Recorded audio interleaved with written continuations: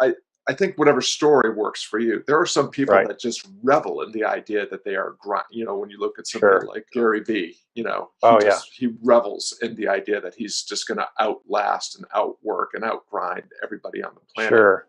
and that fuels him and that fuels his endeavor and has fueled his success. But at the same time, I think you can embrace it as just, being fulfilled just through the act of working and serving, Right. and continue to feel a sense of flourishing and fulfillment.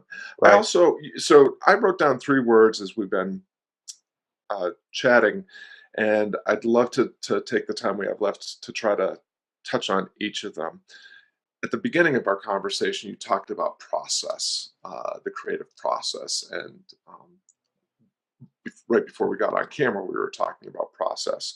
Um, what and I think practice, which you just kind of brought into the conversation, is built into that as well. What are the processes that you develop? What's your practice?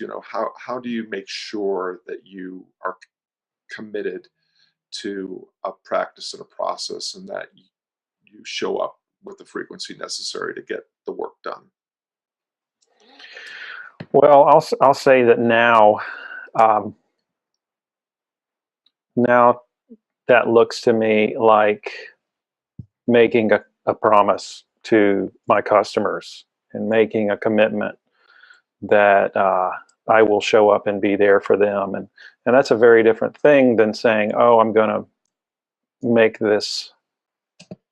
I'm going to have this idea that I'm going to toss around," and so I think it's another phrase that came to mind was the journey is the reward.